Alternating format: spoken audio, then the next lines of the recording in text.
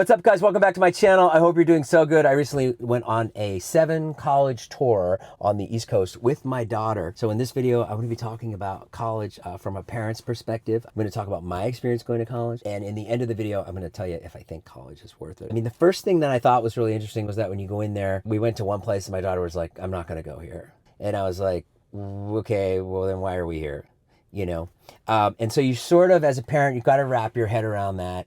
You got to kind of say like, okay, I learned that seeing something that you don't like is just as important as seeing something that you do like. The other thing that's crazy about college is that it's so expensive. My son, he goes to school, it's like $90,000 a year. It's so expensive. So as a parent, you're kind of like, how? It's really hard for me because I went to school, it was $8,000 a year. That was a lot then. And I truly didn't get a good education. My college was the worst. And so now going through it with my daughter, I'm like, well, this is a scam, this is a scam. But then I have to think, no, wait a minute, it's not a scam. She's a completely different person than me. All the tours that the schools did really represented the schools. Like for instance, like Boston College was very like, yeah, you can be anything. This happened at Boston College. We got in there, we were just standing there, we were waiting for the tour to start, and a girl walks up to us. She's really polished. She walks up, she was like, hi, I'm so-and-so. She's like, I'm a double major in this, and I'm also minoring in this. I go, wow, that's great. I go, what are you gonna do when you get out of here? And she's just like,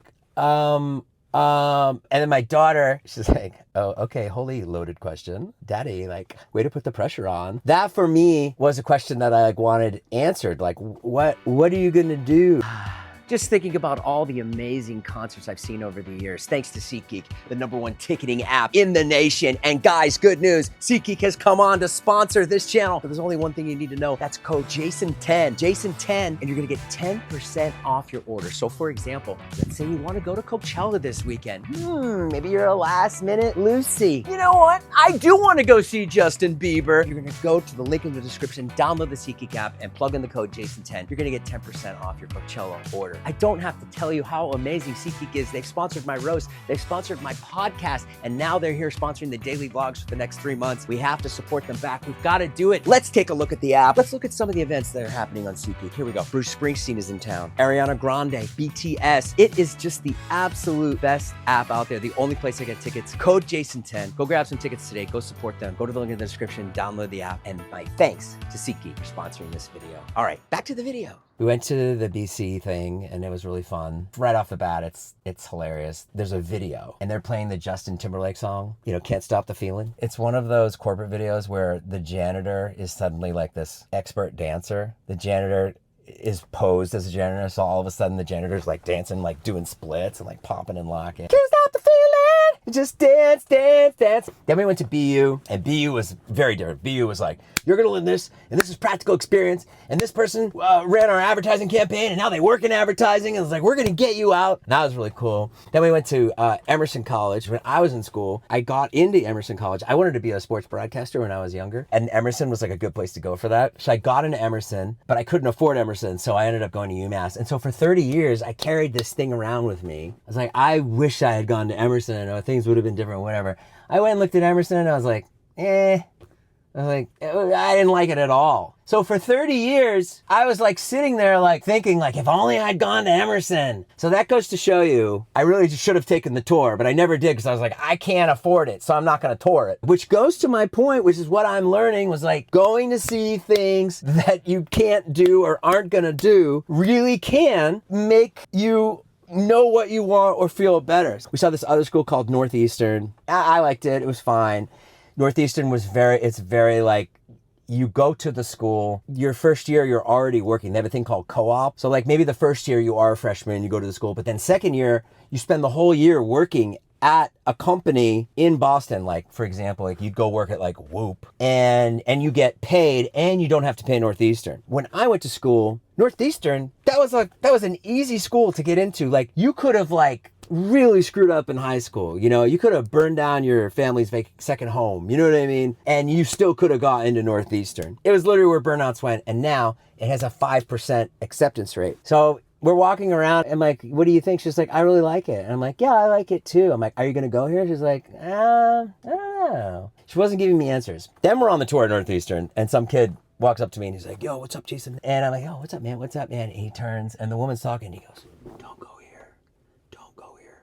And I was like, what? And so then my daughter and I are like, let's chase this guy down. Like, what did he mean? Then we were like leaving and we met these 4 guys. They were really cool. They were like, yeah, we really like it here. They're like, but you know, listen, don't come here if you want like the college experience. He's like, we're working, we got jobs, you know, there's not like a big Greek scene. Then the next day we went to a school called Wesleyan, which was in Connecticut. Really liked it. A lot of foofy kids go there. A lot of famous people send their kids there, I'm sure. That was very small and it's very insular. And then the next day we saw UConn, which was just really big. And my daughter decided that she was not a fan of Connecticut, and neither was I. She had gone the week before with her mom to see West Coast schools, and there was a school out west that she really, really liked. We're kind of thinking like, oh, she's gonna go to this other school. Hopefully she gets in. The other thing that's funny is the school that she wants to go in out west is a lot cheaper than all the other schools, but she really wants to go there. She'd be like, I really want to go to X school. And so I'm like, yeah, X school. Yeah, that's the one, right? And not because it's half the price, but if that's where you want to go, sweetie, then we gotta get into that school. The other thing that's funny is the thing that she liked about the school. When she would list stuff, it wasn't stuff that was like practical. She'd be like, oh my God, they have an ice skating rink. Or she'd be like, they have puppy yoga. And I'd be like, okay. It's like, you can't go to school for puppy yoga. Or maybe you can. I went to school at UMass Amherst. I think maybe part of the problem with me going to look at schools was that I didn't have a great college experience. Like for instance, like I went there to like study like communications and like film and TV. I didn't get to make a film or anything like that. So I felt like a little cheated. And when I got out of there, the one thing I did get was an internship at Saturday Night Live. And so that did land me a job out of school. But then again, I felt like I did that. It wasn't something that like the school provided. So my whole take on college is just kind of like, it didn't work for me. One of the funniest things that I remember, I got to my dorm freshman year. I was really scared. I was like, oh my God, what am I gonna do? And there was a guy across the hall that I knew from high school. I was like, yo, Brian. I'm like, what the hell? And he was like a really cool dude, great guy, very chill, really chill, just kind of talk like this. And I'm like really hyped up or whatever. I'm like, yo, I'm like, we're on the same floor. I'm like, this is so great. I'm like, just to have like a familiar face was like everything. They line everybody up in the hallway and the RA comes out. The RA is like, all right, what's up guys?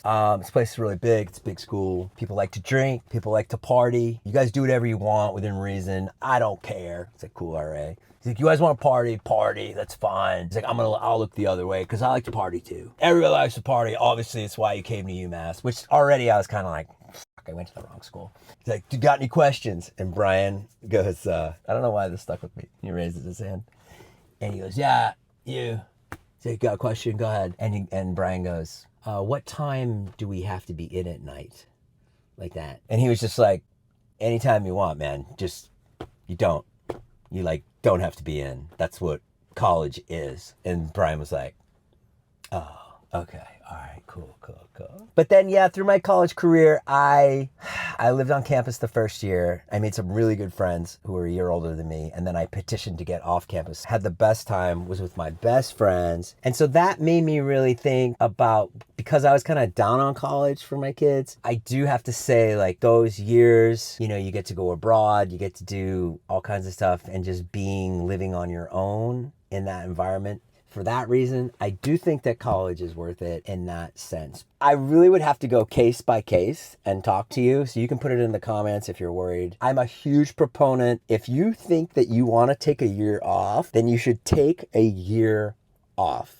The biggest advice that I can give to people who are younger is like, everybody is in a rush. And I used to think that there was a rush too. Like I was always just like, I gotta do something. Like I gotta do something in my life. You have so much time. And people even gave me this advice back then. And I'd be like, yo, shut the f-. What are you saying? There is no time. But there really is. I'll tell you, I'm like 52 years old now, and there are so many iterations and ebbs and flows to your life. I will say the most important thing is just really to have a passion in life. Like for me, when I was growing up, I wanted to be a comedian. I knew that from the time I was like 17, 18 years old. It took me a really long time to say it out loud. I think that's even a hurdle, like coming out and saying it. So like my daughter now, she wants to be a writer. I told her the other day, she was going to a family function, and I said, when you're there, you want to be a writer, write down 5 things that you notice while you're there. Always be working. If you want to be something, always be working at it. There is part of me that goes like, you really can learn everything nowadays, so it does feel like a bit of a scam. But also, let's not forget the friends that you make along the way, the bonds that you make. Also, if you are trying to get into